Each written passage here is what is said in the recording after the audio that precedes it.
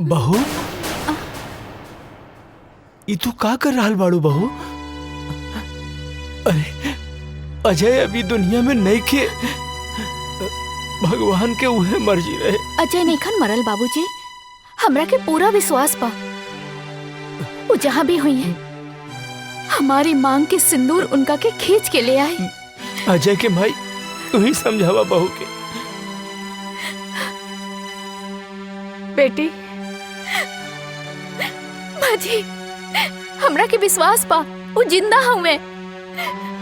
हाँ बेटी, सब ठीक हो जाएगी, भगवान पे भरोसा रखा, सब ठीक हो जाएगी। रउआ बिल्कुल ठीक कहा तानी।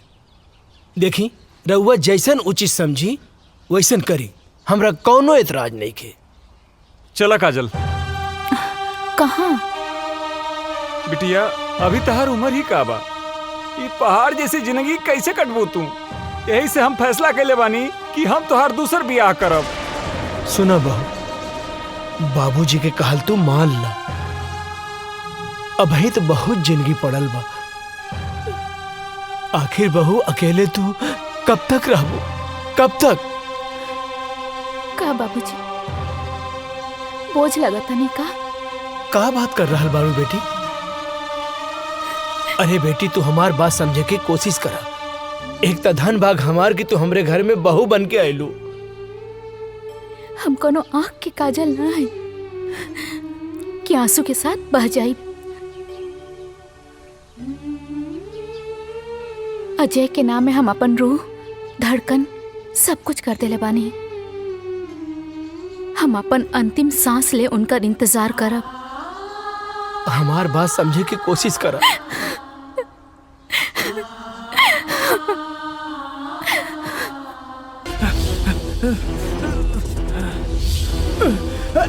जल्दी भाग।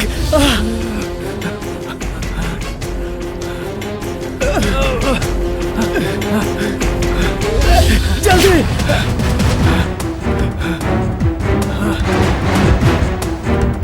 भाग, जल्दी भाग।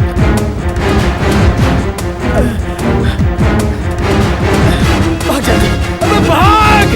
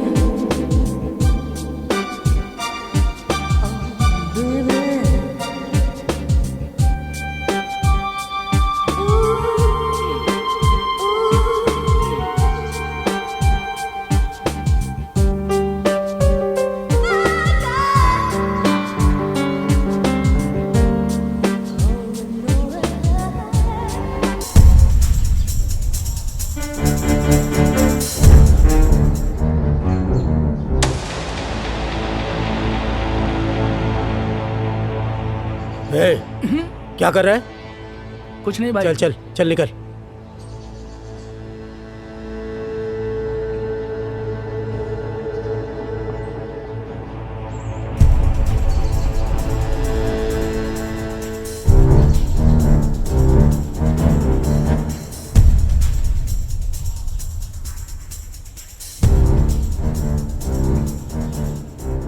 क्या हुआ भाईजान?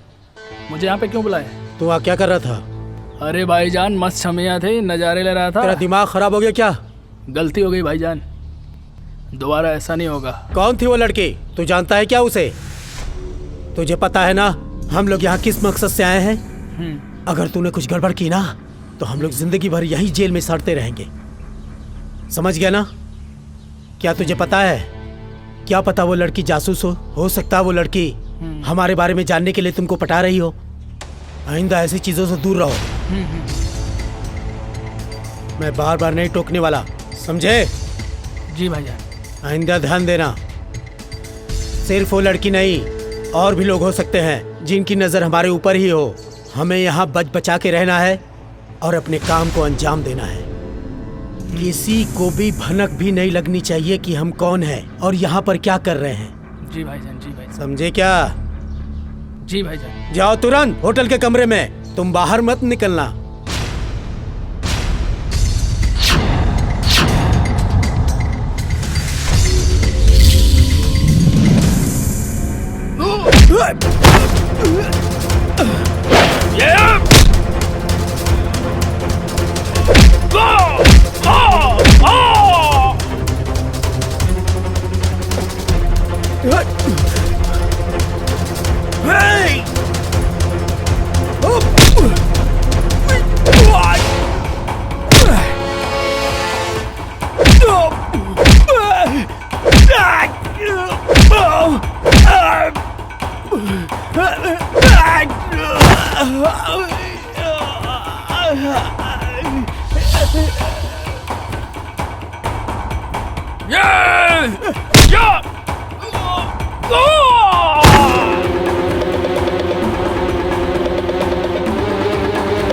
अबे भाग, ये मार देगी जान से।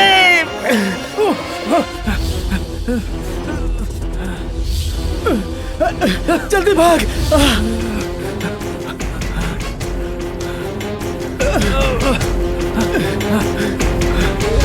जल्दी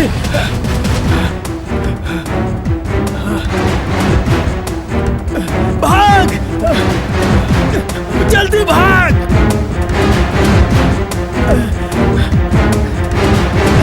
भाग जल्दी, अबे भाग।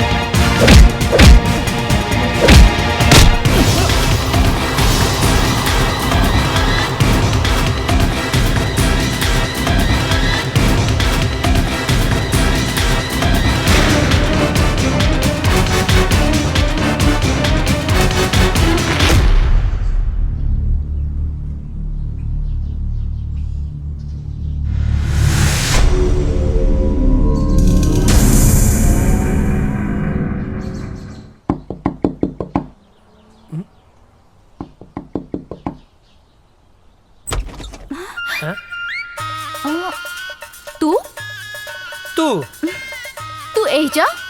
तू एजा? अरे लेकिन ये तो वर्मा चाचा के घर है ना? हाँ, उन्हीं के घर है, वो हमार बाबूजी हमें। अच्छा ठीक बा। हे पैर पीछे ले। काहे? पहली दफे घरे आई लोग, दहिना पैर आगे बढ़ावा ना। लेकिन अभी तक तो मिसेज अजय नहीं बनल। तब बन जाना, मना के कैले सा।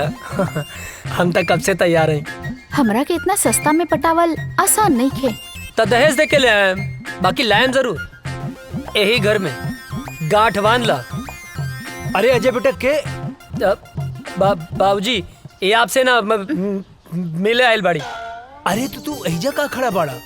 अंदर आवा बेटा। अरे काजल बेटी प्रणाम चाचा जी। खुश रहा खुश रहा। अरे भीतर आवा। ना ना ना, वो तो बाबूजी आपके घरे बोलोले रहले ना। अच्छा? तो बस टाइम पे आ जाई, उहे बतावे खातिर आयल रहनी। हाँ ठीक बा, आ जाए भब। चल तनी, प्रणाम। खुश रहा। अरे रुका बेटी। हाँ अरे बुड़बक्के बाड़े का? हाँ बाबूजी। का कहले? अरे ना बाबूजी। हाँ हाँ ठीक बा, जाओ काजल का घरे छोड़ के आवा जाओ। हाँ। चला। डरते तो हम अपने बाप से हैं। बाप ने परमिशन दे दिया तो क्या कहना। बैठा। चला। ये बच्चा मतीन कहाँ बैठल बाड़ू? जवान हो गई लू, जवान मतीन बैठा ना। ठीक से तो बैठल बानी। जवान हो गई लू, फीलिंग नहीं किया आवत का। ए तार ढेर ना होता का? लेके चले के बता, लेके चला ना तो हम जाता नहीं। ए देवता रिसिया मत यार, बैठा। हमार मतलब है कि ऐसे बैठा कि हमरो मजा आवे और गियर भी बदल जाए। ठीक बा, चला। Thank you.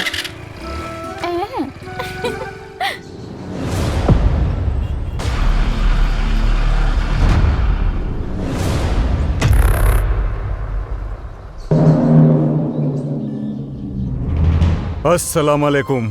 वालेकुम अस्सलाम। क्या खबर है? सारी तैयारियां हो चुकी हैं जनाब। इस बार हम लोग चूकेंगे नहीं, बस आपके हुक्म की देरी है। हमारे सारे जवान तैयार हैं हिंदुस्तान के सैनिकों का सर धड़ से अलग करने के लिए। आमीन। जी जनाब।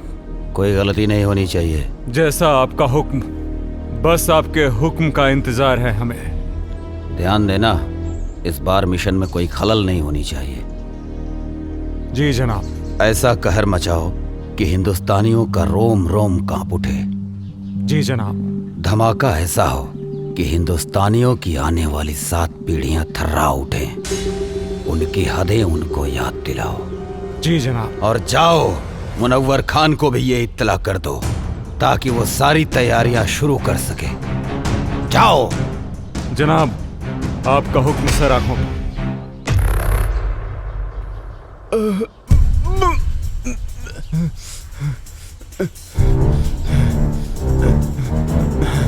सलाम जनाब।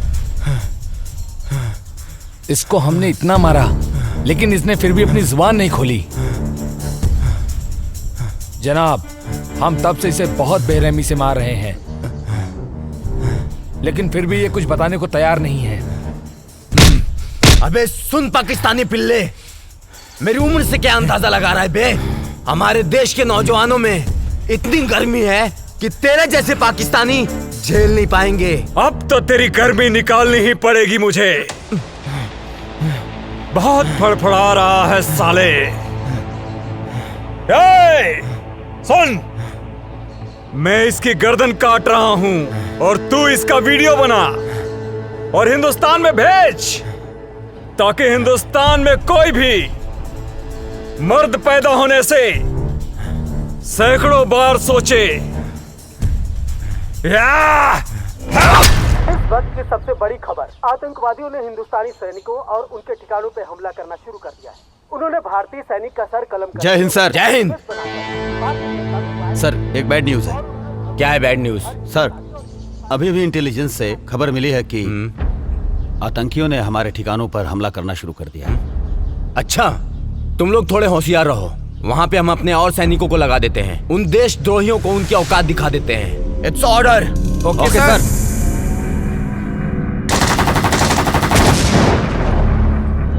इस वक्त का सबसे ताजा खबर, आतंकवादियों ने हिंदुस्तानी सैनिकों और उनके ठिकानों पर हमला करना शुरू कर दिया है। उन्होंने एक भारतीय सैनिक का सर कलम करके उसका एमएमएस बनाकर भारतीय जनता में वायरल कर दिया है और उन्होंने धमकी दी है कि हर हिंदुस्तानी और हिंदुस्तानी सैनिक का यही हाल करेंगे जब तक उन्हें उनका पूरा हक नहीं मिल जाता। सेना प्रमुख ने आर्मी को पूरी तरह अलर्ट रहने का आदेश दिया है। इस हमले का जिम्मेदार आतंकी संगठन प्रमुख अजहर पठान माना जाता है। अजहर पठान आतंकियों का मुख्य कमांडर है। जी हाँ दोस्तों, ये वही अजहर पठान है जिसका आज तक किसी ने चेहरा नहीं देखा है। देश दुनिया की सारी ताकतों ने इसे पकड़ने का पूरा जोर लगा दिया है, लेकिन आज तक वो किसी के हाथ नहीं आया है। हाथ आने की बात तो दूर, किसी ने आज तक उसका चेहरा तक नहीं देखा है।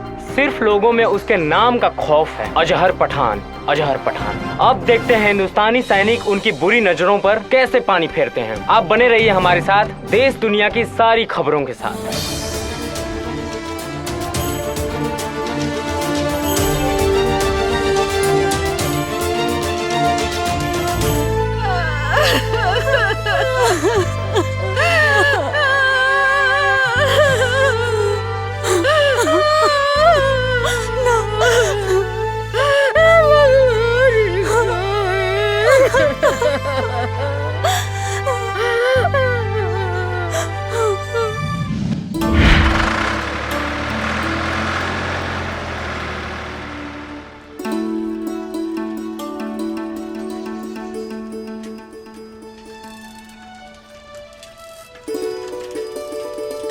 गुड मॉर्निंग भैया। Good morning. ये साइकिल किस लिए? आप आगे आगे दौड़ेंगे, हम पीछे पीछे फॉलो करेंगे। अच्छा, ये साइकिल दीजिए तो। पर साइकिल का है। अरे दीजिए। दीजिए।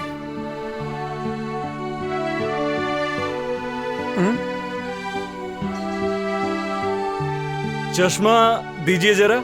चश्मा पर काहे? अरे दीजिए। बुढ़ौती में जवानी सुझिला। कैसे लग रहे हैं हम? एक नंबर भैया। अरे अरे, बैठना नहीं है, फॉलो मी। ये भैया का ऑर्डर नहीं है, फौज का ऑर्डर है। भैया का ऑर्डर नहीं है, फौज का ऑर्डर है, बैठना नहीं है। अरे फौजी आप हैं, दौड़े हम का है। फॉलो मी, जल्दी करो वरना सजा डबल हो जाएगी। भैया गलत बात हो।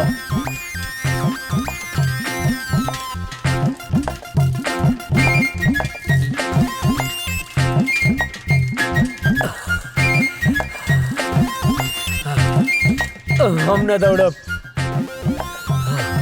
ना जा, आगे हम थक गए नहीं। दौड़ो उठ के। तू ही जा, हम ना जा। अरे उठ जा, क्या पता कब देश को तेरे जैसे जवान की जरूरत पड़ जाए। हमके देश के काम ना आवे क्यों, तू ही काम आवा। अरे पगले, शरीर में फुर्ती रहेगी, ताकत रहेगी तो कभी भी किसी भी समय किसी को भी झाड़ सकता है। गांव में हमसे केहू ना भिड़ेला, जे भिड़ेला पटक के चाप देला। हाँ। अच्छा ठीक है, उठ जा भाई। आओ बैठो, बेवकूफ कहीं का। लो चश्मा अपना। दी। चल बैठ। हमार भैया।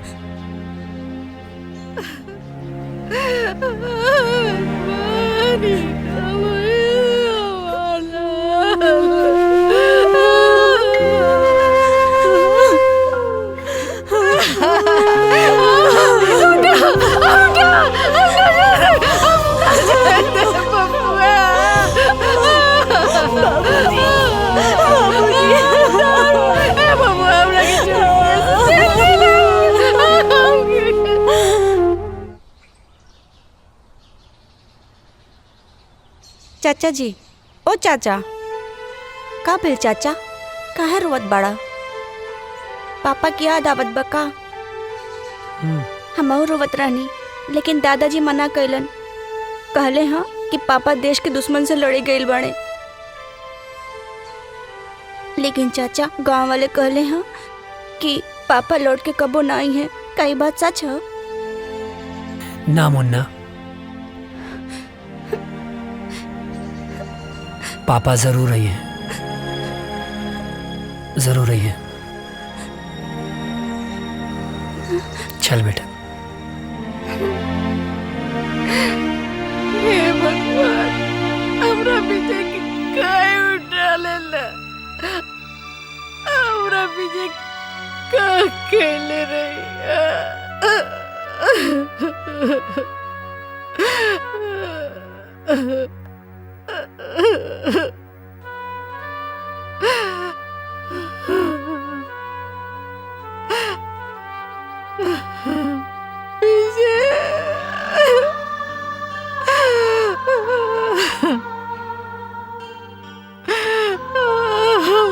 राम लखन की जड़ी टूट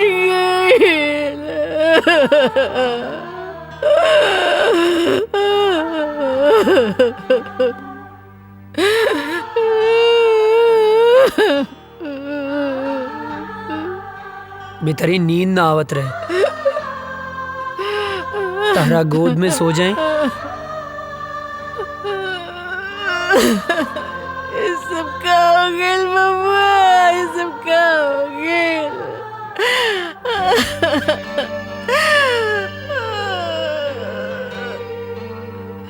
काय ऐसा होला? एक जमीन के टुकड़े खातिर भैया हमनी के छोड़ के ना गईले माई।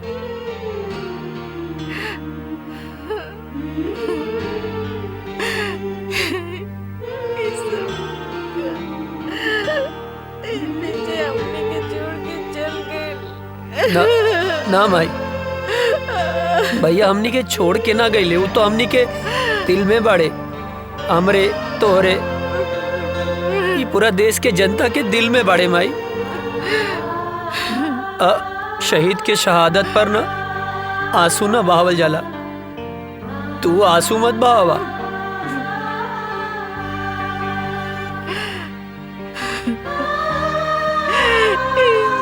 सब काय होला? काय होला? जमीन के चंद टुकड़ों खाती एक दूसरे को जान लेलस। काय पता ना, एक माई के कोक कर देलस, हमर राम लगन की जोड़ी तोड़ देलस। पता ना माई, पता ना पड़ोसी मुल्क के हमनी के देश से कौन नाराजगी बा, पता ना। बबुआ तू हमरा के छोड़ के कहीं मत जाइए, हमरा के छोड़ के नहीं तो हम मर जाएंगे बबुआ। ना जाए माई, हमरा के छोड़ के ना जाए, मत जाइए। कहीं ना जाए, कहीं ना जाए भाई, कहीं ना जाए।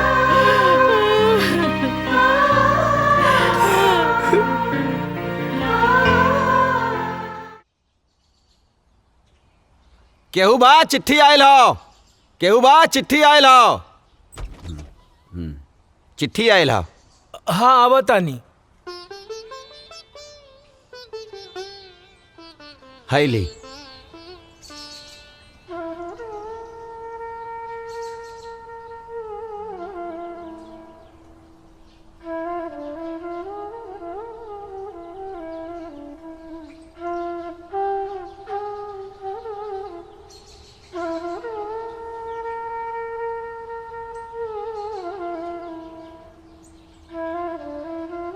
ना ना, चूल्हा भाड़ में गई सरकारी नौकरी।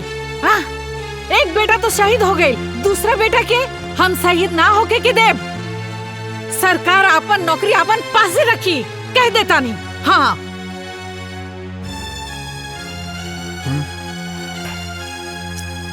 देखा बेटा, बात ऐसन बा कि विजय के शहीद होके के बाद भारत सरकार ओकरा जगह पे तोहके नौकरी देले बा।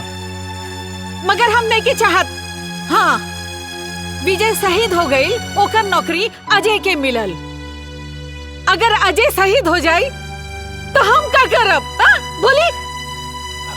अजय के माई, तोहरा दूगो बेटा बा, तब इतना सोच रहल बाड़ू। हाँ, अजय करी पूरा दुनिया माई बा, वो का सोचत हुई है? बोला, कहीं तहरा के भगवान 10 गो बेटा देले रहतन नु तो खुद हम भेज देती अपने भारत माता के रक्षा करे खातिर। बुझाइल? बात करा ताड़ू। माई बैठा। अरे बैठ। ए माई, बाबूजी ठीक कहा तारे। हमार मतलब है तू ठीक बोला तारो। तू केकर माई हवे बोल?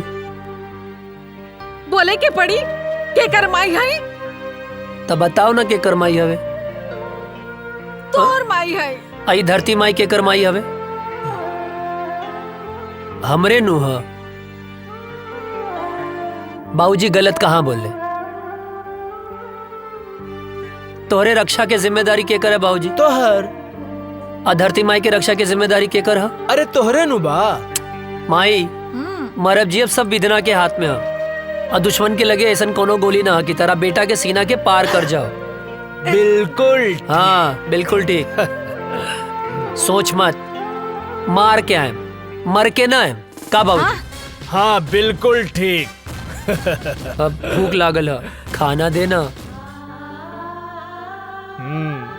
दे दा। देता नहीं। चलना।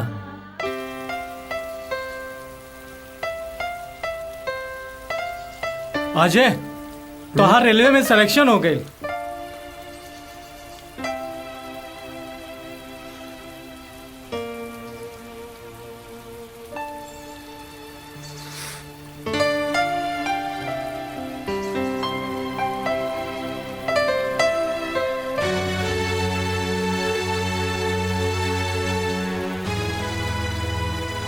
अब एकर कोनो मतलब ना। हम फौजी बनब। अरे ये तो बहुत अच्छा फैसला कैला। हाँ। लेकिन अजय, तू इतना उदास काहे हुआ?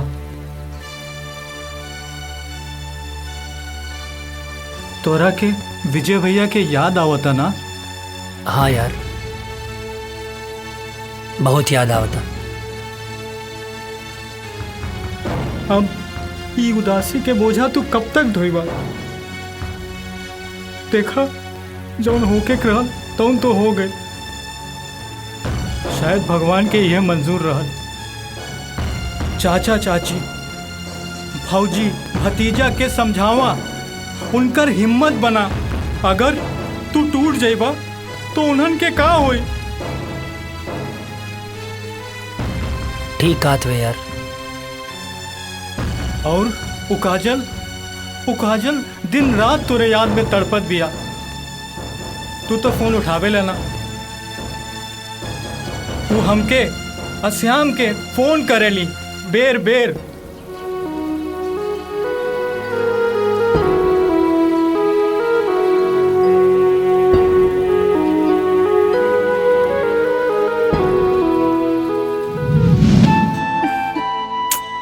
पता ना कहाँ रह गई ले। आवे दे बतावा तनी।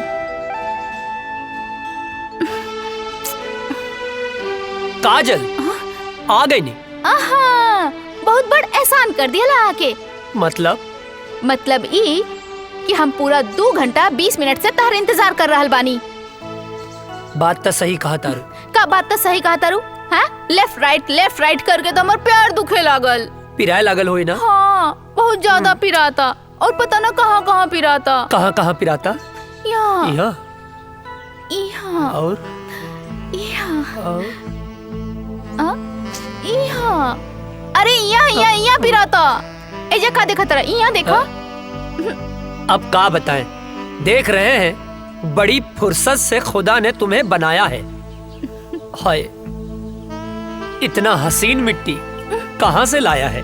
लाया नहीं है, मंच चॉकलेट खाया है। हमें भी खिलाओ ना। लखाना।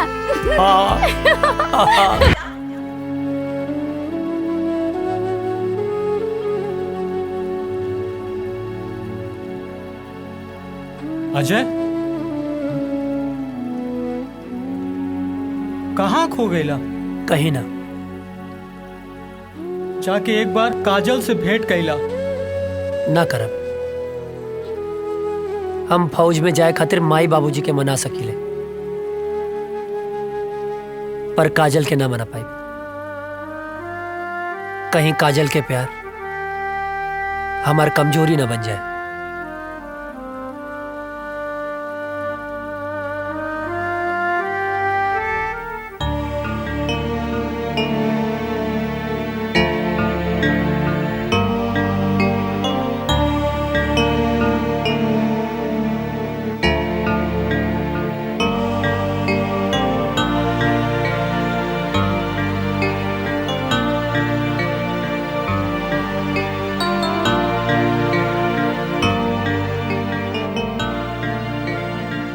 बबुआ,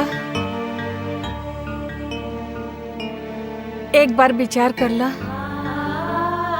हम माई है ना, हाँ? हम अपन मन के ना समझा पाता नहीं। विजय के सदमा तो हम बर्दाश्त कर लेनी, लेकिन तो के कुछ हो जाए तो हम ना बर्दाश्त कर सकब। तो के तक खुश होके के चाहिए माई। हमके देश के सेवा करे के मौका मिलल बा। अब ऐसे ताक के ना हमके ब्लैकमेल मत करा। खुशी खुशी भेज ना यार।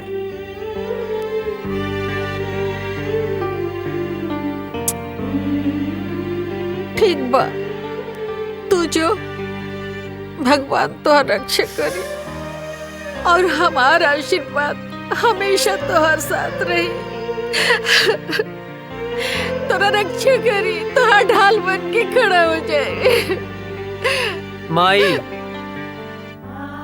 माई, हमके कुछ ना हो। तो के कुछ हो जाए तो हम मर जाए। अरे हमके कुछ ना होई बाबा, यकीन करा।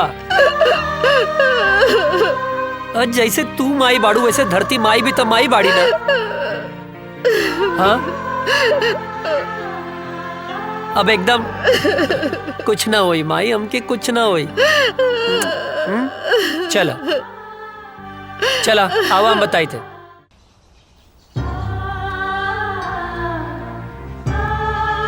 चला खुश रहें बाबू।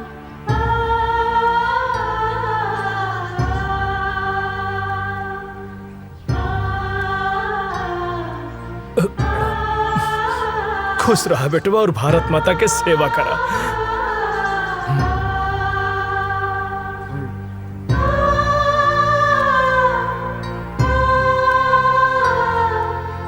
माई,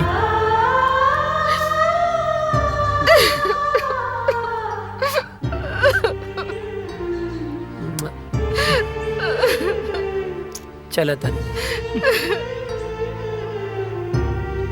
चला, जल्दी लेट होता। चला जल्दी आ जाए।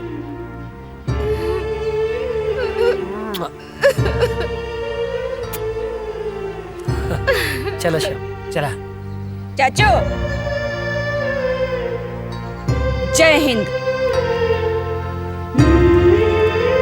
जय हिंद।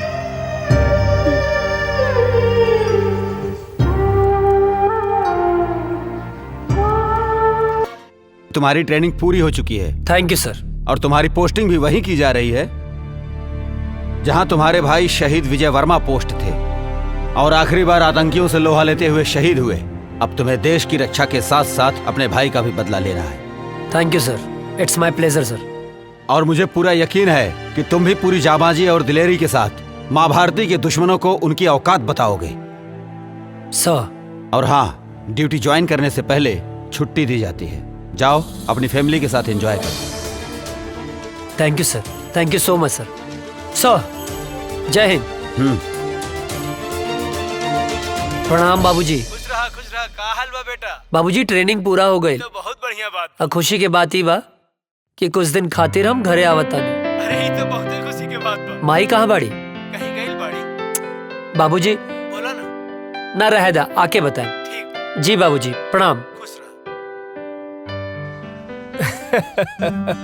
अरे विजय के माई, विजय के माई, अरे जल्दी एक लोटा पानी लेके आवा, बहुत बड़ खुशखबरी बा।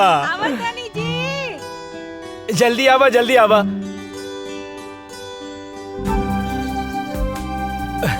अरे लावा लावा।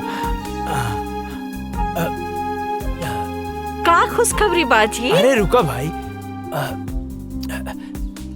तनी मीठ चाय पीले रहनी है। इला खुशखबरी ई बा, तू ना एहने देखा ना। बोली ना।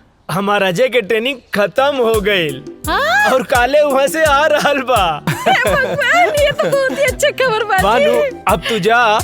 अब बढ़िया बढ़िया हमरा बेटा खातिर आज से बनावे के तैयारी कर दा, खाए खातिर जा। तनी हमऊ खाए। सुन लो, देखा कितना खुश हो गई।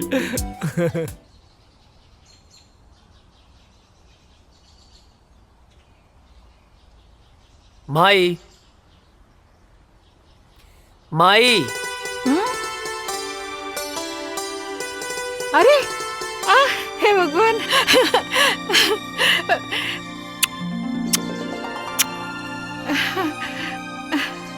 अरे अरे ये का एकदम सुखा कैसे गेल बड़ा? वहाँ कोनो प्रॉब्लम रहेगा? हाँ माई, बहुत बड़ प्रॉब्लम रहे। कहा? जॉन पराठवा तू हमरा खातिर भेजत रहलू ना, वो हमार दुष्ट सूबेदार रस्तवे में खा लेत रहे। हट बदमाश। अरे हमार शेर बेटा आ गइल, वाह। अरे अजय के माई, खुश रहा खुश रहा। हाँ बेटा हमार शेर आ गइल। अजय के माई। हाँ जी। चीता के जाने लू? वो का होला? वो होला सबसे दूबर। हाँ? बाकी एक बात सुन ला, सबसे आगे उहे रहेला, जैसे कि हमार बेटा। चाचा हमारा खातिर कर ले लह। तोहरे लिए। श्याम। हाँ दे। इला। अरे भाई हम पाकिस्तानी ना, ही सब पाकिस्तानी लोग का का दाय करिए कर हा। पप्पी। अभी ना इधर। यार भी। हाय शाबाश। इले। इतना सा ताहू तो इतना सा बाड़े, जब बड़ हो जाइबे ऐसन वर्दी पा जाई ता तोहरो के बड़गन मिल जाई। का बाबूजी? एकदम बिल्कुल ठीक। जा खेला। जब बना गाँव के शेर तू। और बाबूजी आप ठीक बानी ना? हाँ। अरे यार, राजा दशरथ और कौशल्या माता और राम की मिलाप हो गई है, तब तो चल के कुछ काम काज कर लिहल जाओ भाई साहब। ई का बगत रहे छोटन? हाँ चाचा कुछ काम है ना, जो यार अजय का अरे काम? आप काहे मारत अरे रहा? चाची कुछ जरूरी। पर आज कौन काम है? हाँ मैं इधर आता नहीं, हमारा कैसा मालूम बा कि तू इधर आता रहा, तोरा कैसा मालूम बा? हाँ का मत ढेर बोला मत। हाँ, हम कहते नहीं, गलत चला है, चला गलत है। चला। रुक जा। अरे भाई चला। ड्रेस अरे चेंज- ड्रेस चेंज तो कर अरे लेने दे। आवा ना। अरे चाचा जी अरे रे रे जब पता ना कौन काम रहे रे? कौन काम?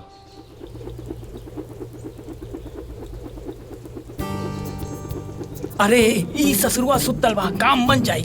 यस।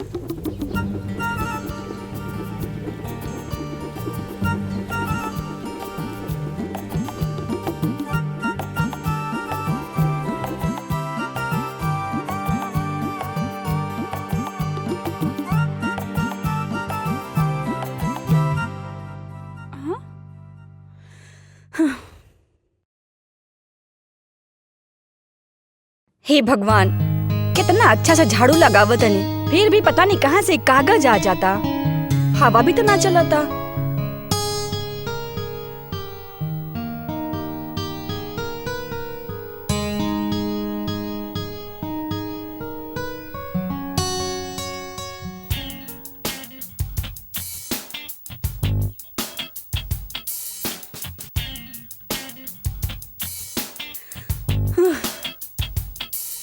ई कहाँ से आ जाता? ई कुल तो साफ कर दिले रहनी अच्छे से।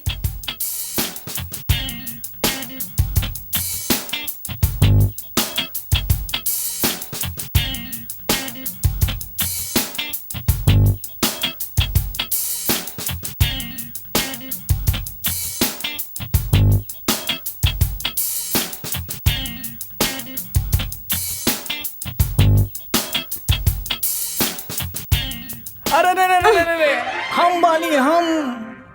तू काहे हमारे घर में चोर खाने घुस गइल बाड़ा? चोरी से? अरे हम तो सीना जोरी से आयल बानी हो, तो हाल बाबूजी से हाथ मांगे आयल बानी। अच्छा त ई कूड़ा काहे फैलावत अड़ा? तू समझल करा। धत, तू बड़ा ऊ बड़ा। लागत हमार जादू तोरा पे चल गइल बा हो। जब ऐसे पीछे पड़बर राजा, तब जादू चलिए जाई। हमके यही दिन के बहुत दिन से इंतजार रहल। अरे कविता, कहाँ मारू? अरे जल्दी से एक गिलास पानी तो लेके आवा बेटा। हाँ बोल ना। अरे अच्छा यार छूट जाते हैं। कहाँ? हाँ ठीक बा, हम गमला में छूट जाए। हाँ। अरे कविता, कहाँ बाड़ू? अरे हम काहे छुपे? अरे हम तो तोहर बाबूजी से तोहर हाथ ना मांगे आइल बानी। धीरे धीरे बाबूजी जाग गई बड़े। अच्छा एक तरह हाथ मंगवा ना तब बाबूजी हम दोनों जाने के काटती हैं। अरे बिटिया का करे तारू, जल्दी ले आओ पानी। तू चिंता ना करा, हम तोहर बाबूजी के समझा ना ले। हाँ अच्छा बाबूजी के समझा ले बा। अरे बात के समझो। एगो आदमी ना घर में घुस आइल रहे और बाबूजी ओकरा के ना मार मार के आज वो टूटल टांग लेके बाजारे में भीख मांगता। का बात करा तू? हाँ। टूटल टांग? अरे हम भीख ना मांगा। सुना हमके कहीं छुपा देना। कहीं छुपा दे। हे भगवान बचा लिया हमको, कुछ नहीं करा हम। हे भगवान। अरे बेटा कविता कहाँ रह गईलू? इली बाबूजी आगे नहीं। का बिटिया काहे इतना देर लगा देलू पानी लावे में? अरे बाबूजी गिलास धोवत रहनी है। अरे बाप रे, इतना सुंदर लड़की के ऐसा राक्षस ऐसा बाप। हे भगवान बचा लिया। अरे हम 100 किलो के लड्डू चढ़ा दे, प्लीज हमके बचा लिया। हमारे हाथ पे टूटे वाला बा। हम भगवान हम कबो पीछा नहीं करब। भगवान बचा लाना। हम जिंदा हमके बचा ला भगवान बचा ला।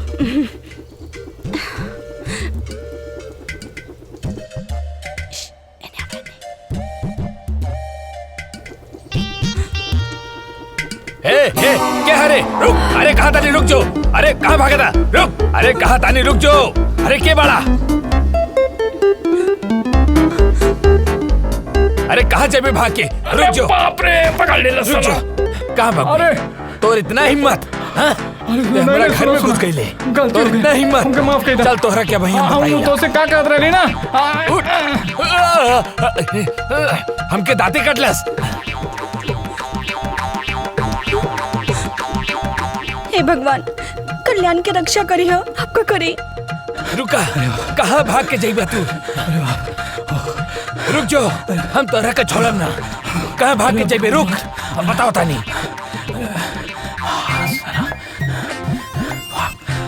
भाग भाग जल्दी भाग।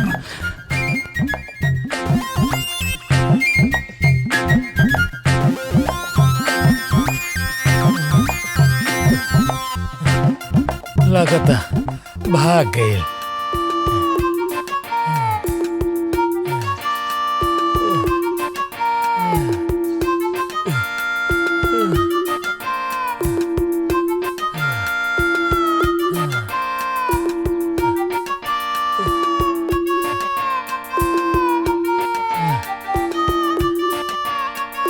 लगता भाग गए। खैर वो हमके चाहे जब मिली हम ओकरा के छोड़म ना। चाहे जब मिली हम ओकरा के छोड़म ना।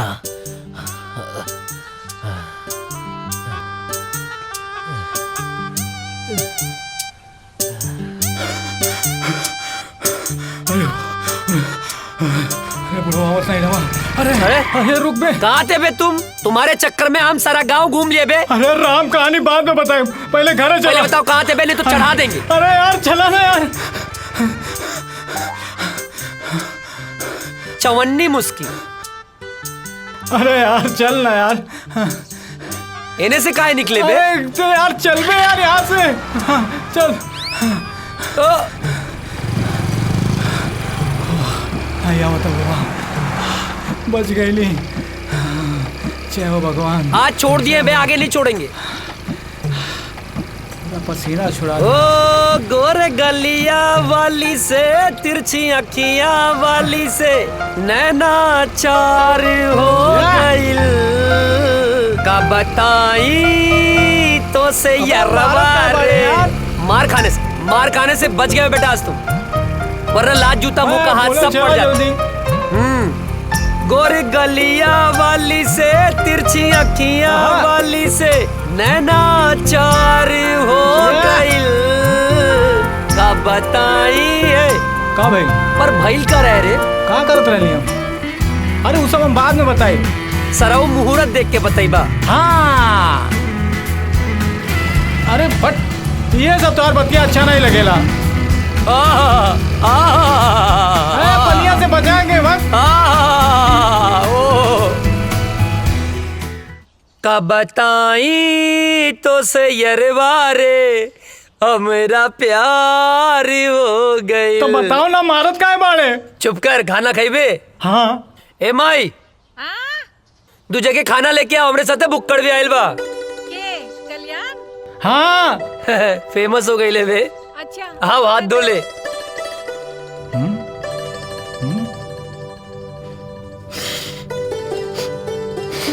ए हाँ, जाके हाथ धो। अरे हमार हाथ तो साफ बा। साफ बा? सलून के पानी कितना दिन में बदले ले? जबले कीड़ा ना पड़ेला। अबे गंदा उड़ा, गंदा उड़ा। जाके हाथ धो। जाता ही एक बार कुकुर के पूंछ सीधा हो सकेले, बाकी तू ना। इला चाची गोड़ लगातानी। चेत रहा, बैठा। खा।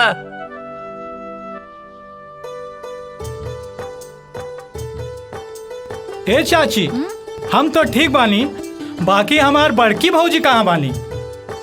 माई के गेलवाड़ी। हाँ, यही से तो खाना हमके पकावे के पड़ता। तनी अजय के समझावा, हाँ, जल्दी से ब्याह कर ले। हमरो के हाथ पटावे वाली चाहिए ना। वो नैहर गईली, छुटकी बहू आ जाई तो हमार साथे हाथ पटाई ना। हाँ, और नहीं तो का। और वैसे भी बुढ़ापा में काम कहाँ पावेला। ढेर ना होता। नहीं। बहाव के रोक, गति के धीमा कर। हाँ हाँ हाँ। ओकरा के काहे धमकावा ताड़े? हाँ, हम सब बुझी ले। अरे हमार माई, यार ड्यूटी और ब्यूटी, नौकरी मिलते ही ब्याह कर ले। नौकरी मिलते ब्याह कर ले। हर चीज के एगो टाइम होला। अरे तो हम कवन बुढ़ाता नहीं। हाँ, कहाँ बुढ़ाता मैं? ऐ, चुप कर। माँ, आज ये तोर बाबूजी से हम बात करत नहीं, तोर ब्याह खत्म। माई, चुप। खाना खो, हम पानी लेके आवता नहीं। सब तोरे वजह से भइल बा। अरे बढ़िया तो बा। अरे फौजी बनने से पहले फौजी मिल जाए। अरे सराउ, जिंदगी गर्द मत करा। अरे तब प्यार से बोलना। बहाव के रोक, गति के धीमा कर।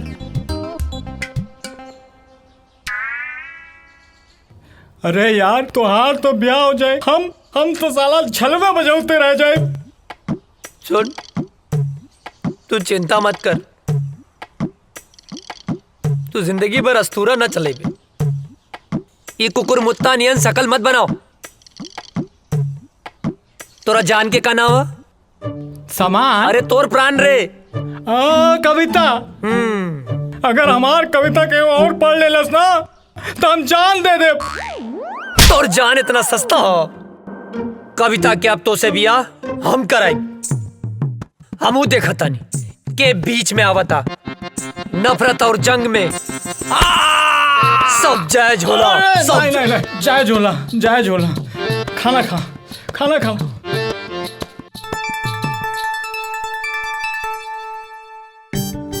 तू चिंता मत करिए। हाँ, नहीं करम, हम एकदम चिंता नहीं करम। माई, अरे पानी देना यार। सुना बिटिया, हाँ बाबूजी। हम जाता नहीं कुछ काम से। हाँ, थोड़ा ध्यान रखिए। हाँ ठीक बा बाबूजी।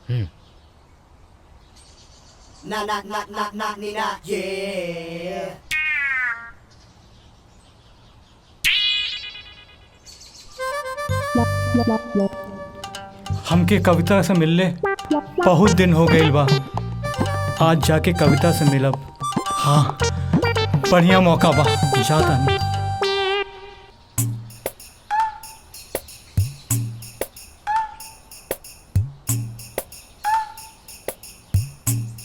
तू इतना दिन बाद? कविता, ये बात सही बा। हम तोहार बाबूजी से डराइला, लेकिन इहो बात सच बा कि हम तोहरे बिना जी ना सकेंगे। आज हम एगो फैसला कर ले बानी कि हम जियब चाहे मरब, लेकिन ब्याह तोहरे संगे करब। कल्याण, तू हमरा से इतना प्यार करेला? हाँ, अपने जान से भी ज्यादा।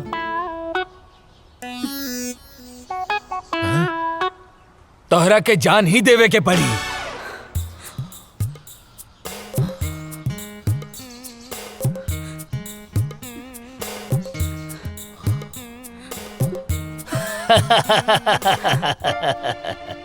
प्यार भी करेला और डर भी लगेला। हाँ? हम दरअसल देखे के चाहत रानी कि तू हमरा बिटिया के सच्चा प्यार करेला कि नहीं। काहे से कि जे सच्चा प्यार करेला ना, ओकरा में हिम्मत अपने आप आ जाला। और आज हम बहुत खुश बानी कि तू सच्चा प्यार करेला और हिम्मत दिखौला। अब हम निश्चित हो गए बानी कि तू हमार बिटिया के ध्यान रखबा, ओकरा प्यार करबा। अरे अरे जुग जुग जिया बाबूजी। तेरी अखा का यो काजल कर देता है मैनू घायल।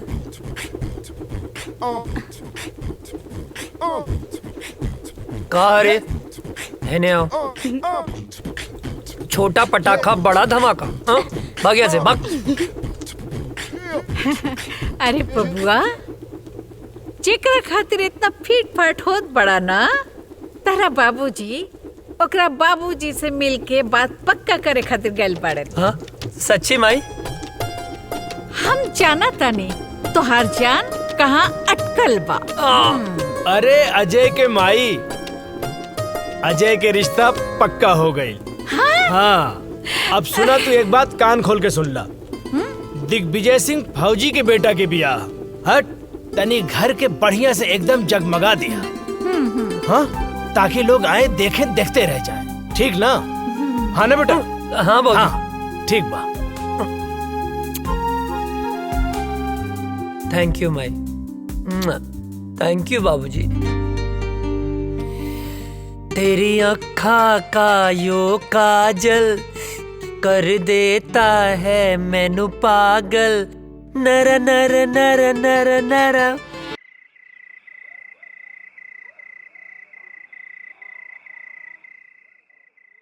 अजय, अजय।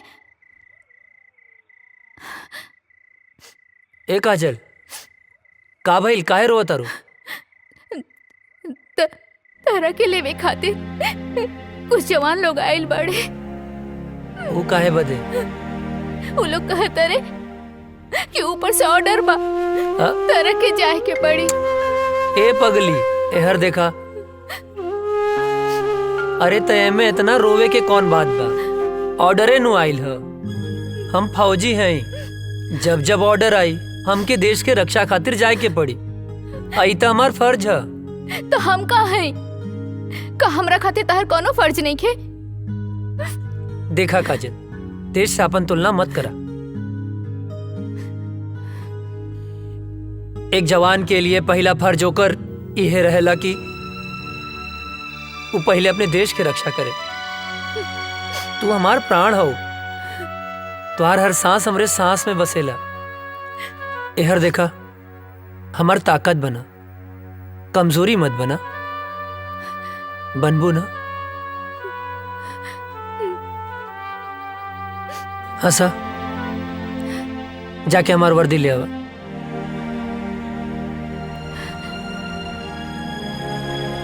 पगली कहीं के। हाँ मिश्रा। सॉरी अजय, हेडक्वार्टर से इमरजेंसी मैसेज आई बा, आज ही निकले के बा।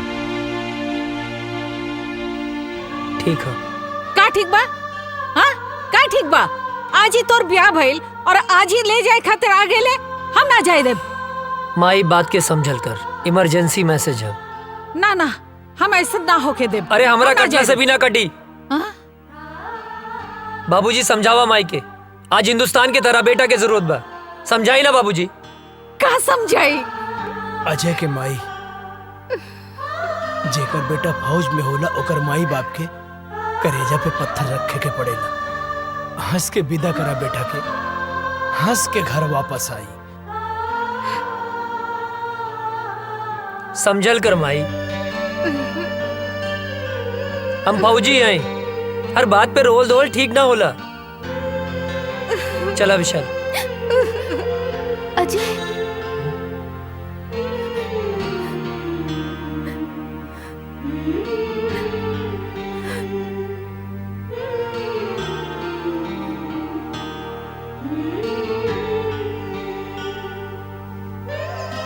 जल्दी आए। अपन ख्याल रखिए। तू माई रोवा मत, माई बाबूजी के ख्याल रखिए।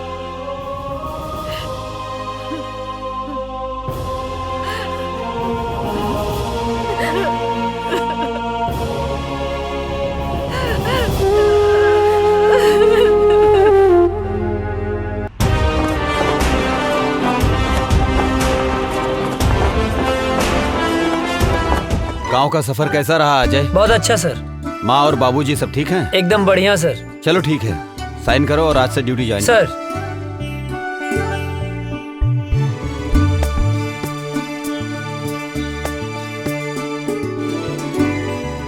जय हिंद।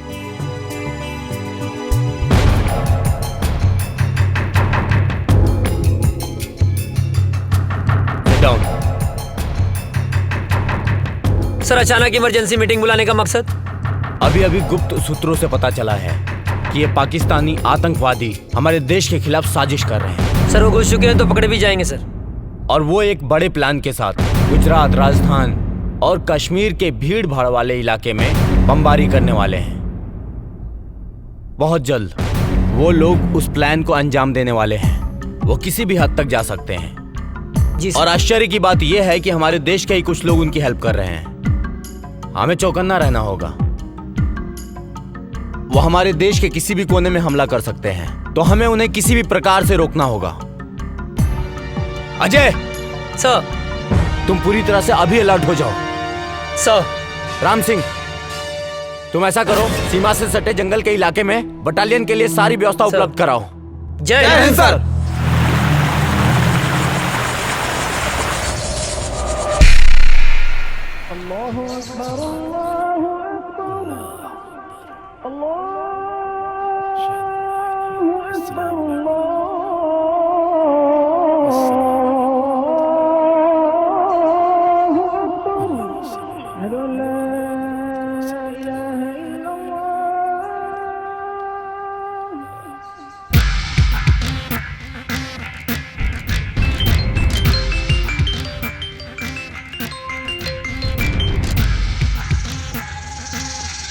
जी बॉस, हुक्म कीजिए। धारा 370 खत्म होने से हमारे सिपाहियों के इरादे कमजोर तो नहीं हो रहे हैं? नहीं बॉस, हमारे इरादे तो और भी पुख्ता हो गए हैं। वाह।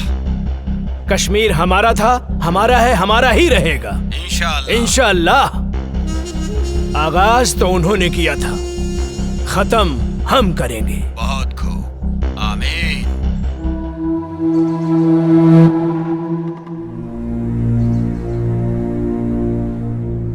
अस्सलाम वालेकुम वालेकुम अस्सलाम। हैदर कहाँ है? आ रहा है।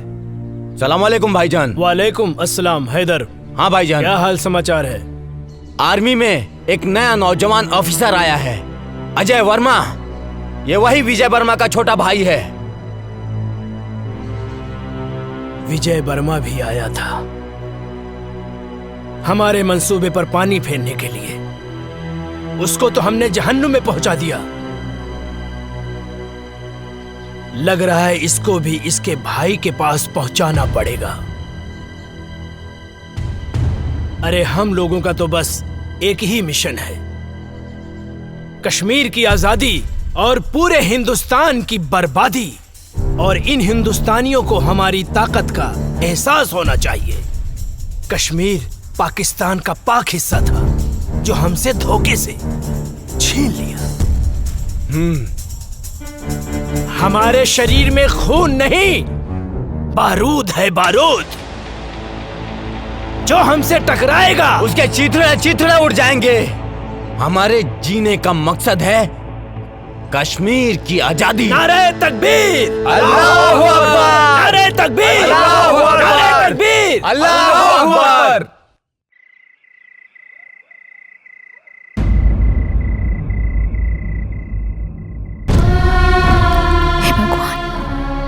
हमार सुहाग जहाँ भी होके सही सलामत होके।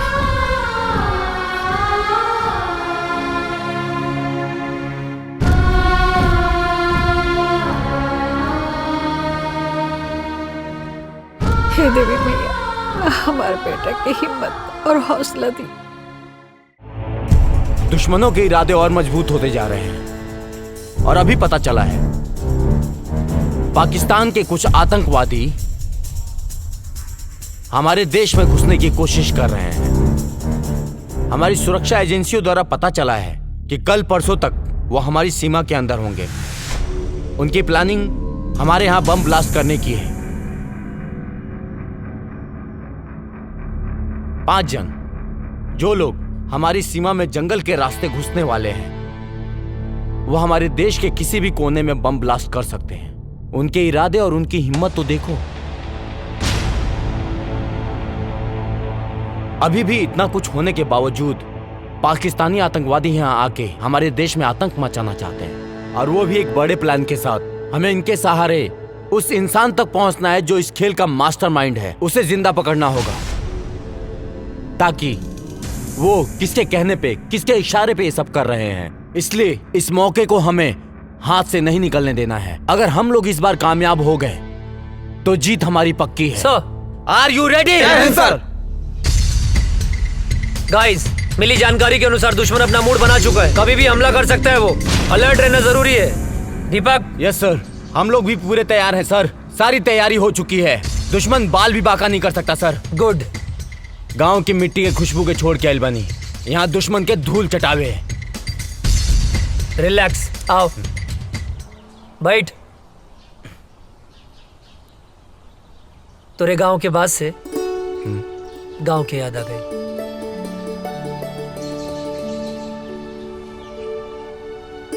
भाभी के फोटो का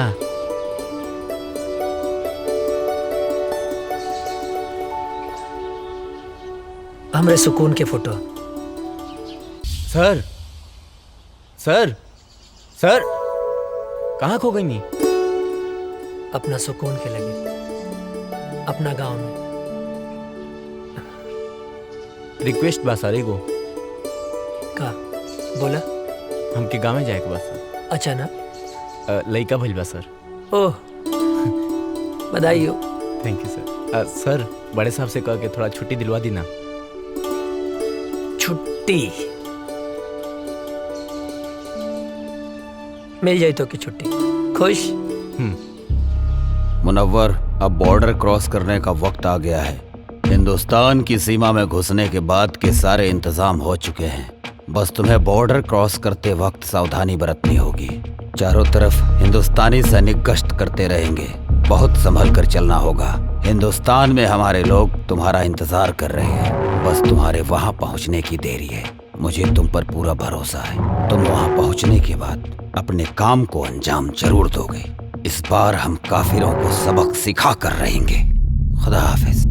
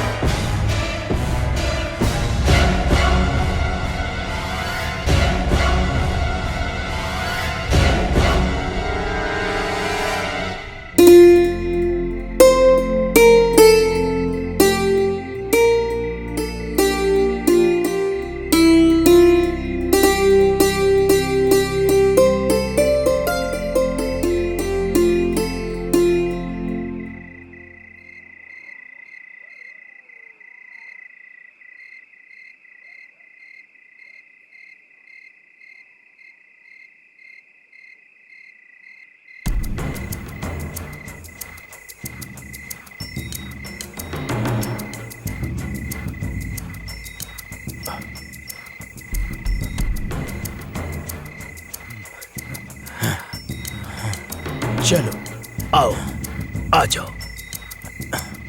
यहाँ से 5 किलोमीटर दूर हमारे लिए गाड़ी खड़ी है। यहाँ से वहां तक जाना है और कुछ दिन हिंदुस्तान में रुकना है। हम अपने मिशन को कामयाब बनाएंगे, समझे? आओ जी।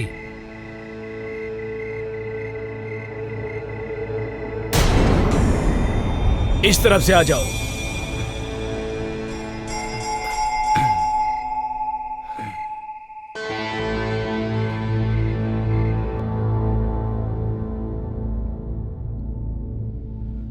रुक जाओ। अब यहाँ से ना 500 मीटर दूर हिंदुस्तान की सीमा शुरू हो रही है।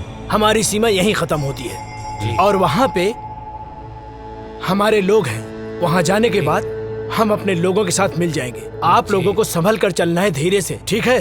चलो, एकदम सबको चौकन्ना रहना है क्योंकि यहाँ पर सैनिक गश्त हमेशा करते हैं। जी जनाब। सबकी नजरों से बचते बचते हमें आराम से धीरे धीरे चलना है, ठीक है? अब चलो।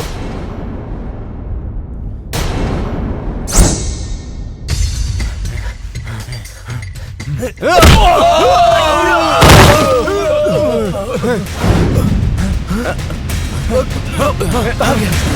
किधर गया? किधर गया? कौन है? कहाँ गया? किधर गया? चलो। जी जनाब।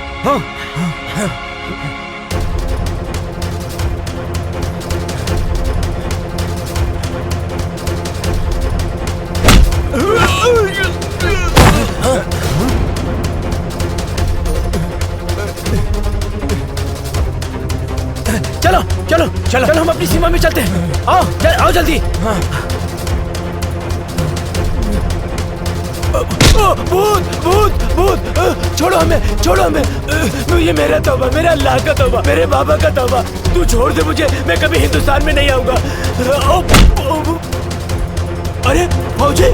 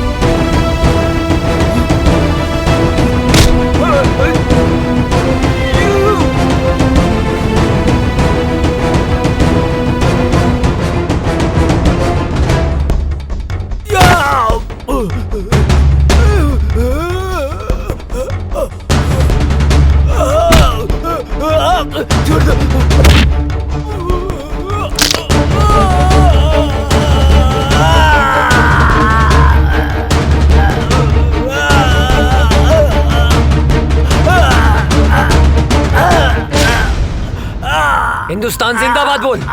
जिंदाबाद।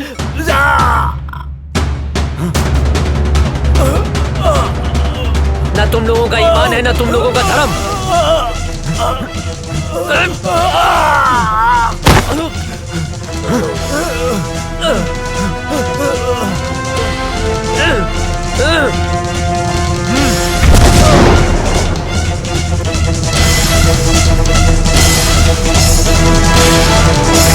अभी अभी खबर सामने आई है कि आतंकवादियों और हिंदुस्तानी सैनिकों का आमना सामना हुआ है, जिसकी वजह से कुख्यात आतंकवादी मुनव्वर खान हिंदुस्तान की गिरफ्त में आ चुका है। जी दोस्तों, हिंदुस्तानी सैनिक पहले से अलर्ट थी और जैसे ही कुख्यात आतंकवादी मुनव्वर खान हिंदुस्तान के सीमा में प्रवेश किया, वैसे ही बहादुर सैनिक अजय वर्मा ने अपनी जान की बाजी लगाकर उनका मुकाबला किया, जिस वजह से खूंखार आतंकवादी मुनव्वर खान पकड़ा गया। दुख की बात यह है कि उस मुठभेड़ के बाद से ही अजय वर्मा का पता नहीं चल पा रहा है।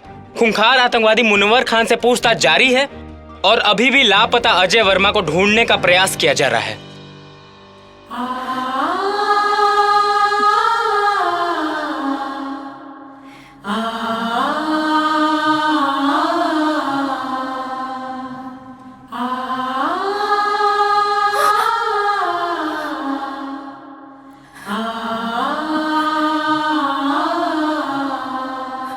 हे भगवान, हम सुहाग की रक्षा करिए।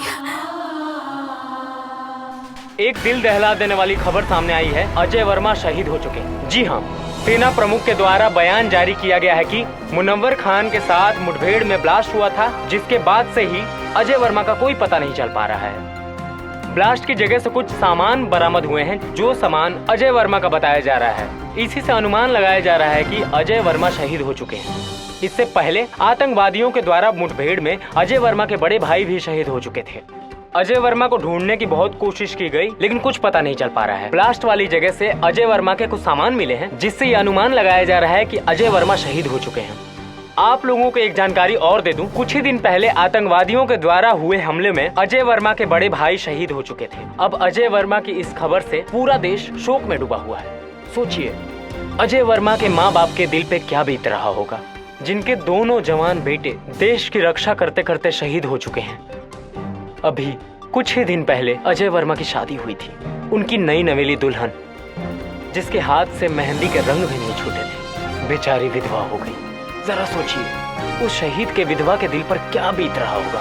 शोक प्रकट करते हुए सेना प्रमुख ने वीर शहीद अजय वर्मा को श्रद्धांजलि दी और उन्होंने बताया कि अजय वर्मा के इस शहादत को पूरा देश नमन करता है।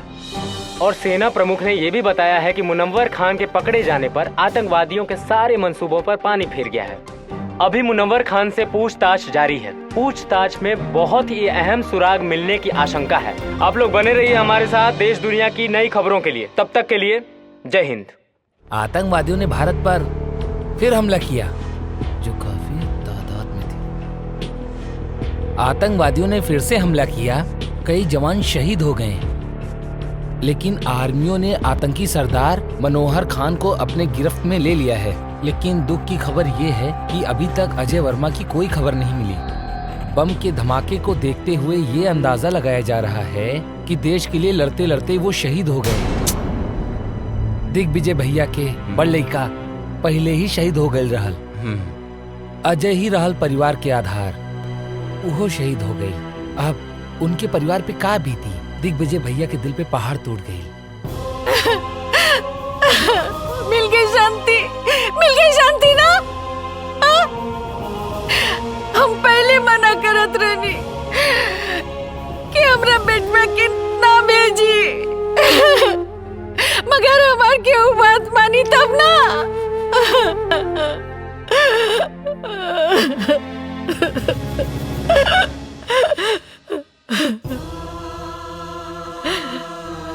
भाई, हमारे बेटा के लाश खेता दिखा दो।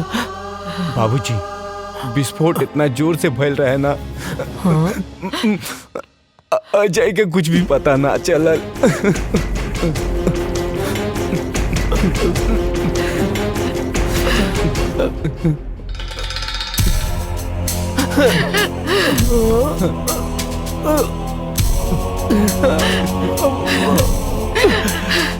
मिल गई शांति, मिल गई ना। हमार बंस के आखिरी दिया बुझ गई। माई, का भइल? इतना काहे रोता रू? और ये फोटो पर माला? हाँ? बहू, हमार बेटा अजय देश के खातिर शहीद हो गए। ना बाबूजी, ना। ये का कहा तनी आप? हाँ? ऐसा नहीं क्यों हो सकत? हाँ? माई, देखा, तू रोआ मत। हाँ, अजय जिंदा हवन। तू काहे रोत बाड़ू? हाँ? अरे, तोहर माथा फिर गइल बा का? हाँ? अपन जिंदा बेटा के शोक मनावत तारू? हाँ? कहा तानी कि जिंदा बाड़े? हाँ?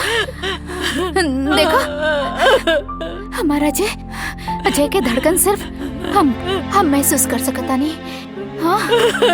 हमरा के इनका धड़कन महसूस हो रहा बा। नहीं मान सकत, अजय जिंदा हुवन। बहुत हिम्मत बता हरामी, लेकिन अब हमार दोस्त अजय जिंदा नहीं खन, शहीद हो गए बाड़े। शर्म नहीं आवत? हाँ? एगो फौजी होके एगो जिंदा फौजी के शहीद बोला तारा? शहीद हो गई? हाँ? ना, वो शहीद नहीं हो सकत। कोनो दुश्मन के बम या गोली में इतना ताकत नहीं खे कि हमार सुहाग के हमरा से छीन ले। हाँ? माई, देखा, तू रोआ मत। हाँ? देखो तू शांत हो जा। हाँ अजय आई है, जिंदा हुए अजय, वो जिंदा हुए, जिंदा बड़े। हाँ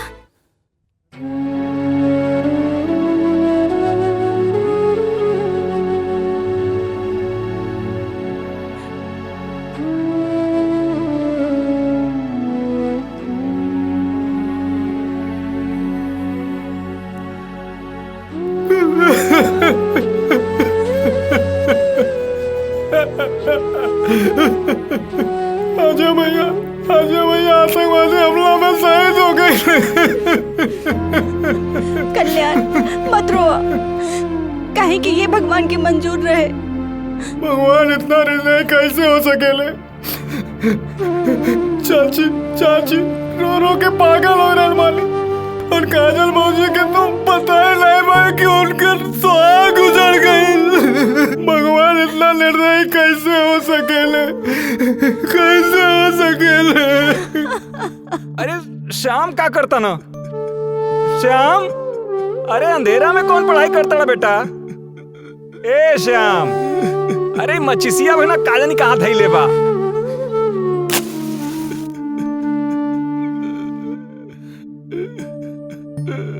अरे इधर रोता श्याम, का भइल बेटा? काहे रोता बेटा? का भइल? का भइल का?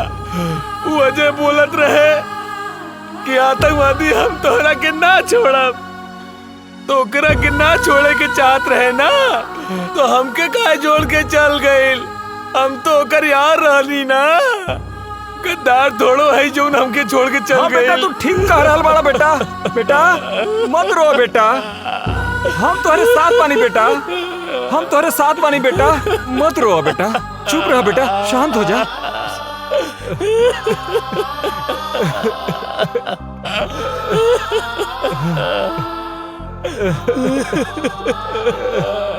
चुप हो जा बेटा, चुप हो जा बेटा, बेटा चुप हो जा बेटा, चुप रहा बेटा, चुप हो जा बेटा।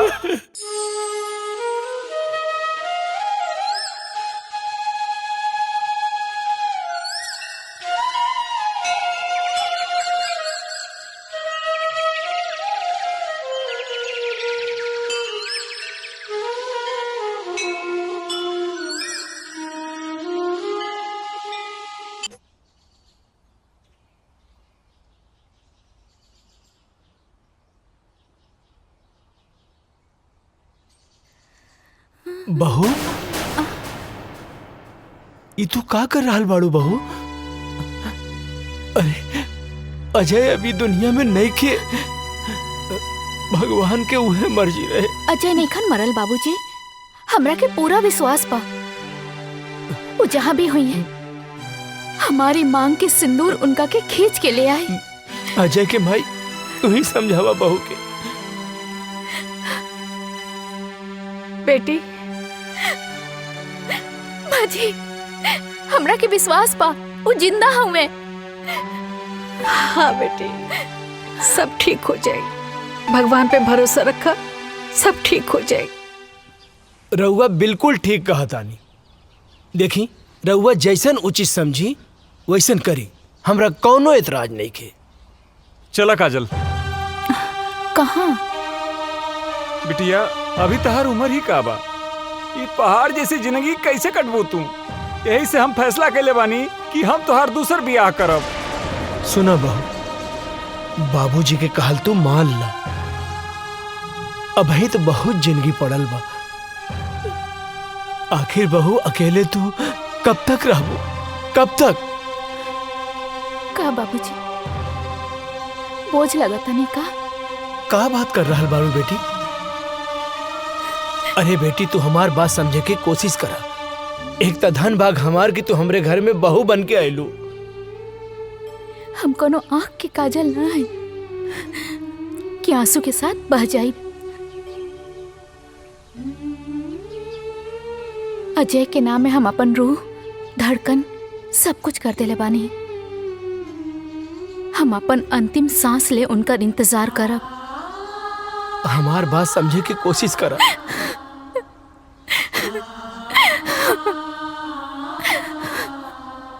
मुनव्वर खान, सच सच बता, बता कौन है तेरा बॉस और कहां कहां तुम लोग की प्लानिंग है ब्लास्ट करने की। तू ऐसे नहीं बताएगा। लगता है तुम्हें हिंदुस्तानी आर्मी का पावर दिखाना पड़ेगा। मुनव्वर खान, तू हिंदुस्तानी फौज के कब्जे में है। आज हिंदुस्तानी फौज तेरे साथ क्या सलूक करेगी तू सोच भी नहीं सकता है। बता सच सच, बोल तेरा बॉस कौन है? बोल बोल बोल।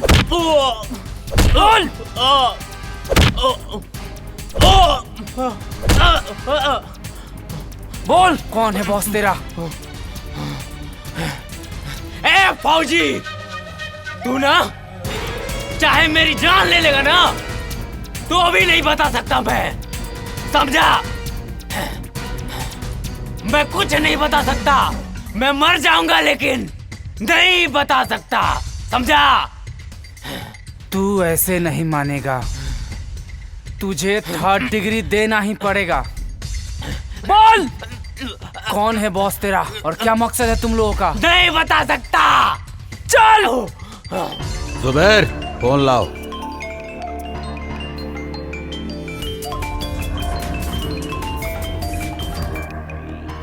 अजहर। जी जनाब। उन्होंने मुनव्वर खान को गिरफ्तार करके हमारे लोगों में और उबाल भर दिया है। जी जनाब। अब हम उन्हें उनकी औकात दिखा कर रहेंगे। उन्हें एक पल भी नहीं बख्श सकते हम। अब हमें खौलते हुए खून से नहीं, ठंडे दिमाग से काम लेना होगा।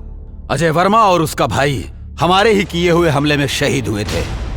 जी जनाब। दोनों भाई हिंदुस्तान और हिंदुस्तानी मीडिया के लिए हीरो हैं। अब हमें लोगों के इस इमोशन को अपना हथियार बनाकर मुनव्वर खान को छुड़ाना पड़ेगा। जी जनाब। हम उसकी माँ को किडनैप करके पाकिस्तान लाएंगे और फिर हिंदुस्तान की फौज और सरकार को जी जनाब अपनी इज्जत बचाने के लिए मुनव्वर खान को छोड़ना ही पड़ेगा, नहीं तो लोग सड़कों पर आ जाएंगे। सलाम अलैकुम।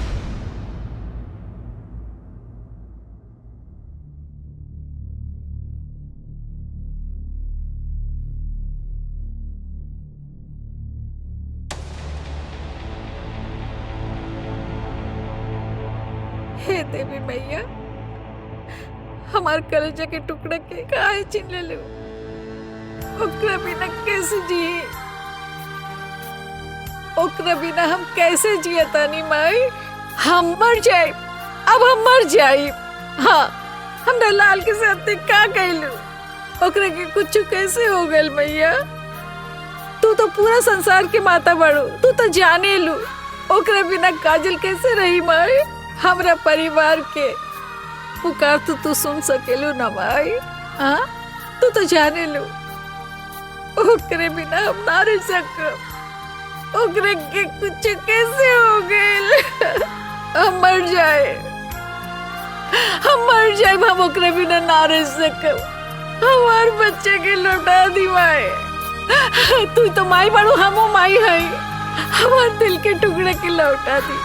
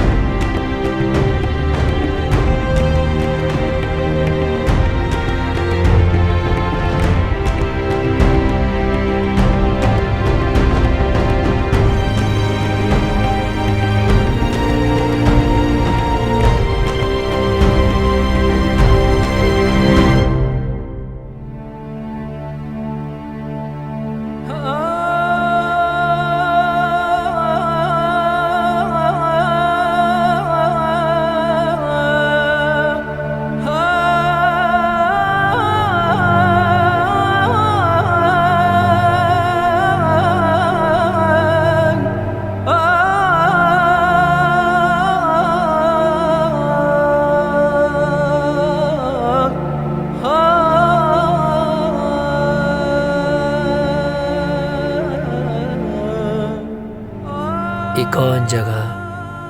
पाकिस्तान है।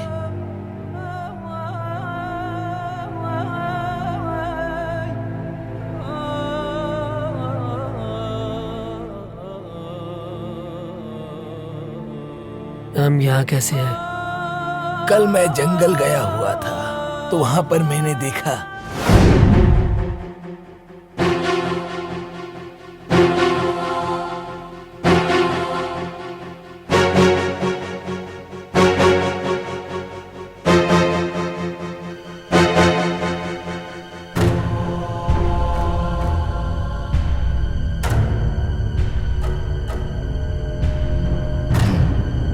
ये कौन है?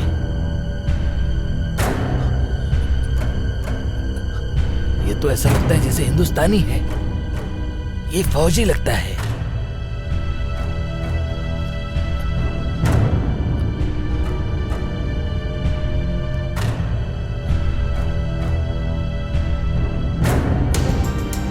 इसे हमें बचाना होगा। अगर किसी ने देख लिया तो प्रॉब्लम हो जाएगी।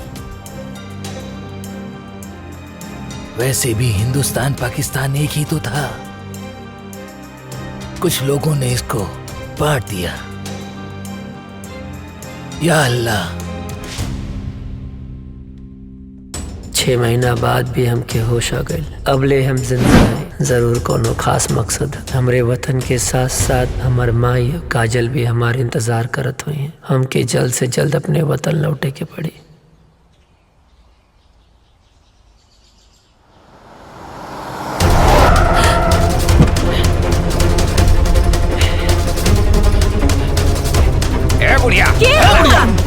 अरे हमरा के कहे पकड़ा था?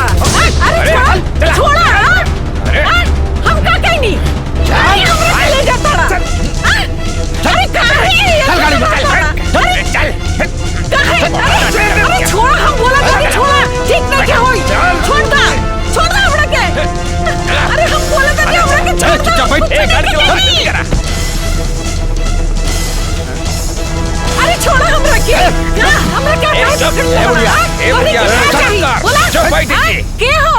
अरे बता रहे हमरा के छोड़ा। चुप कर। बेहोश करेगा। अरे क्या करेगा? चुप कर।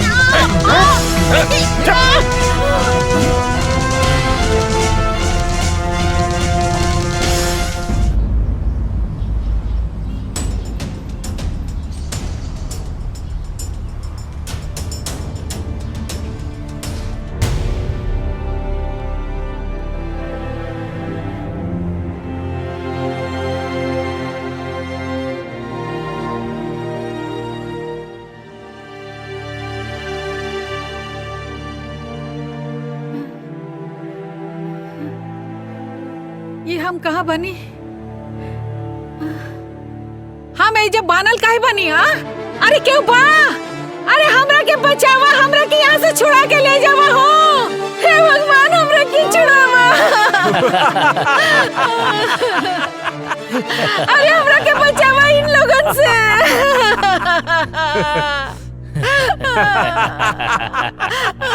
क्या बड़ा तू लोग?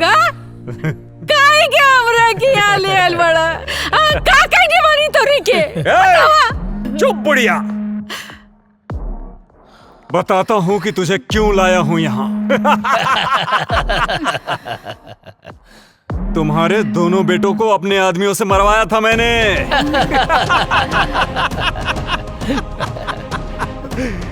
सुन, तुझे मैं किस लिए लाया हूँ वो मैं तुझे बताता हूँ। तुम्हारे हिंदुस्तान के आर्मी ने हमारी टीम के कमांडर मुनव्वर खान को गिरफ्तार करके अपने हिंदुस्तान के जेल में बंद कर रखा है, जिसकी वजह से सारा प्लान हमारा फेल हो रखा है। और उसे ही छुड़ाने के लिए हमने तुझे किडनैप करवाया है आज, क्योंकि तेरे परिवार से पूरे देश की भावना जुड़ी हुई है। ये बुढ़िया सुन, अगर 24 घंटे के अंदर अंदर मुनव्वर खान को हिंदुस्तान सरकार ने नहीं छोड़ा तो हम तुम्हारे साथ जो करेंगे ना, उसे देखकर सारे हिंदुस्तानियों की रूह कांप जाएगी। और अभी 24 घंटे होने में कुछ ही समय बाकी है।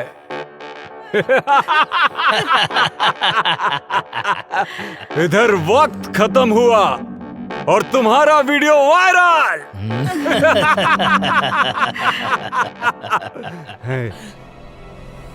और उधर सरकार के खिलाफ जनता का विरोध,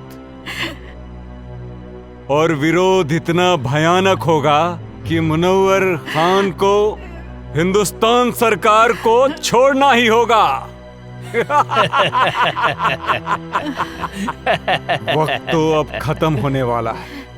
उससे पहले एक आखिरी बार हिंदुस्तान सरकार को वक्त देने दो। भगवान तू लोग के कभी ना माफ करिए। हाँ दरिंदो, हमरा के छोड़ी, हम बेकसूर बानी, हमरा के काहे पकड़ के रख ले बड़ा।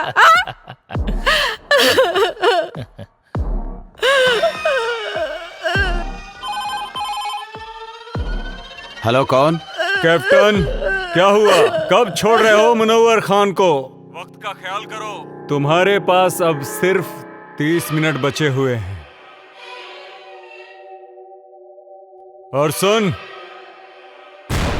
अगर इन 30 मिनट में तूने हमें कोई सूचना नहीं दी तो तू सोच भी नहीं सकता है कि अजय वर्मा की मां के साथ क्या क्या हो सकता है। बकवास बंद करो। क्या सबूत है कि शहीद अजय वर्मा की मां तुम्हारे कब्जे में है? ले सुन, हमरी खातिर कोनो समझौता मत करिए। और हाँ, मैं आखिरी बार बता रहा हूँ, वो वीडियो तेरे हिंदुस्तान की पूरी मीडिया में वायरल कर दूंगा मैं। ठीक है, हमें गृह मंत्री जी से बात करनी होगी। मत छोड़िए मुनव्वर खान के। चुप बुढ़िया, बहुत चपड़ चपड़ करती है। जय हिंद सर। सर, आतंकियों ने मुनव्वर खान को छुड़ाने के लिए शहीद अजय वर्मा की मां को किडनैप कर लिया है। जल्दी एक्शन लेना पड़ेगा सर। जब तक मैं न कहूं कोई कदम मत उठाना। ओके सर। इस मसले का हल सोच समझ के करना पड़ेगा। और हाँ, इसकी जानकारी लीक नहीं होनी चाहिए। मेरे अगले कॉल आने तक का इंतजार करो। ओके सर। जय हिंद सर। हेलो अजहर, क्या खबर है? जी हुजूर। हिंदुस्तानी फौज कब रिहा कर रही है मुनव्वर को? जनाब, अभी कोई खबर नहीं आई है मुनव्वर खान को छूटने की। फिक्र मत करो, खबर जरूर आएगी, क्योंकि वो बुढ़िया हमारे कब्जे में है। इस बुढ़िया को हम लोगों ने बांध के रखा है। अगर मुनव्वर खान को नहीं छोड़ा तो हम लोग आगे की कार्रवाई शुरू करेंगे। बहुत खूब, सारे सिपाहियों को चौकन्ना रखो, बस हम भी वहाँ पहुँच ही रहे। हमें आपका इंतजार है।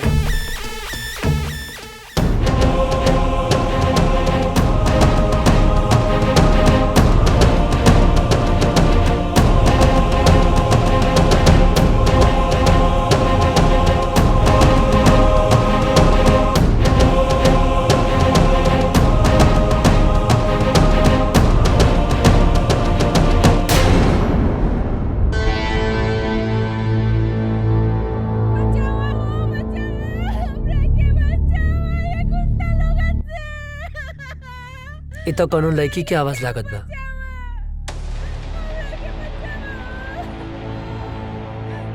ना, हमें चक्कर में ना पड़ सकीला, न तो लोग के पता चल जाए कि हम इंडियन हैं। लागत ज्यादा मुसीबत में बाड़ी। का करी भगवान?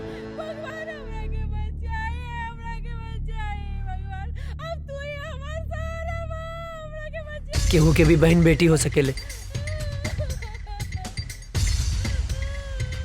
ओकर रक्षा करब हमार फर्ज है, हमार फर्ज है। हमरा मदद करी, हमरा के बचाए। इतना माई बाड़ी, हमरा के बांध के रखल बा, हमरा के बचाए।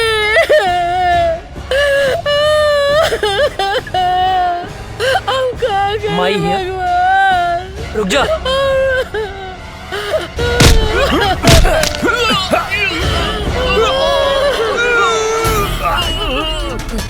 अजय! अजय! बाबा जिंदा बना! हे भगवान! क्या लगलो?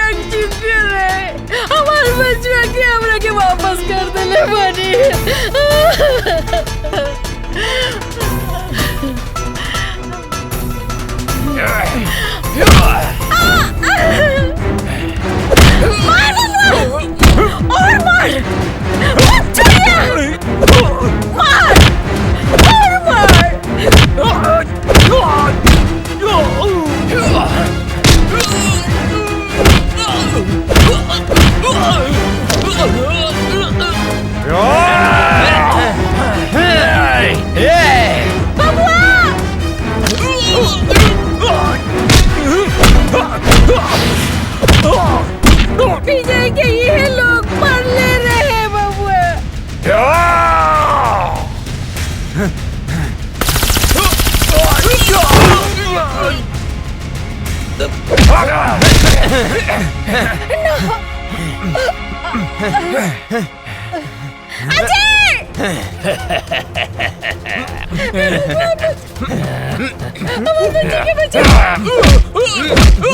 मत छोड़िए, हम एक फौजी के माई हाई। मार बेटा, एनी के छोड़िए मत। कूद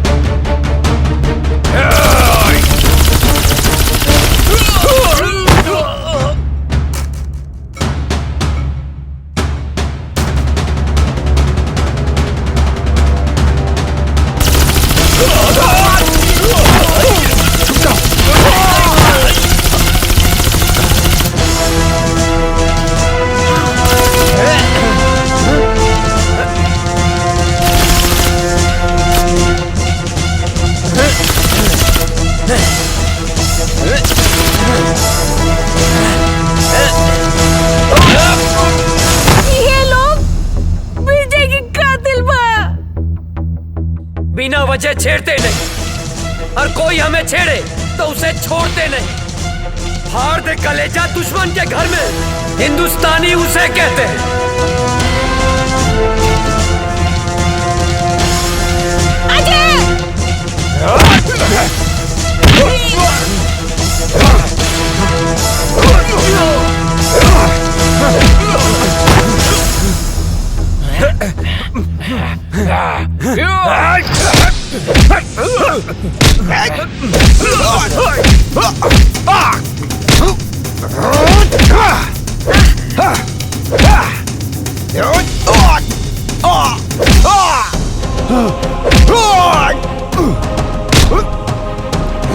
जब हम तुम्हें नहीं छेड़ते तो तुम क्यों छेड़ते हो? कश्मीर क्यों नहीं छोड़ते? कश्मीर हमारा है। तुम एक मुनव्वर मारोगे तो 100 मुनव्वर पैदा होंगे।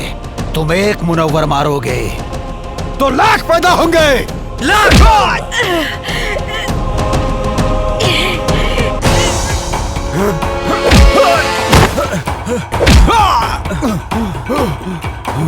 भेजे में शांति से बात घुसती नहीं है क्या? ए काफिर, तेरा भाई भी आया था यहाँ, मैंने मारा उसे, वो भी बम से उड़ा के, समझा?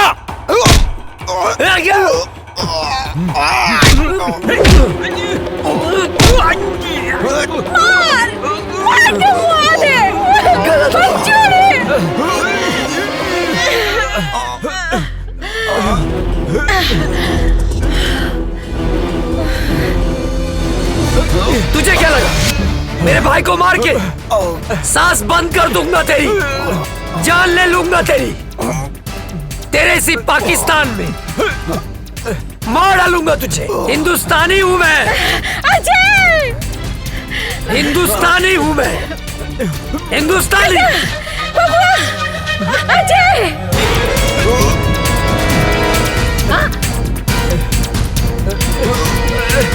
बेटा!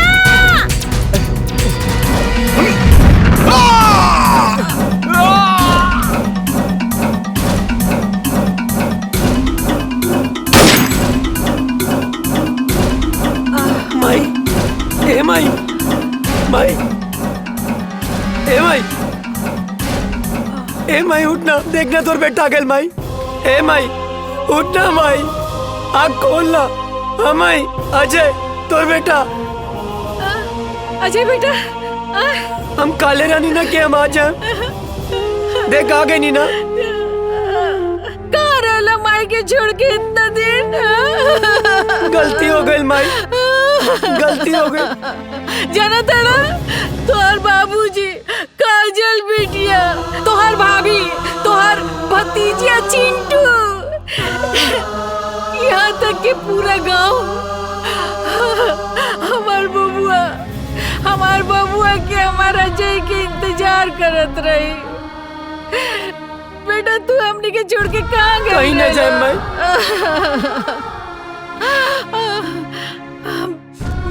चला चला घर चला। हाँ माई। काजल बिटिया तो हर इंतजार चला करत उठा। रही। जाना तड़ा। मेरा भारत माँ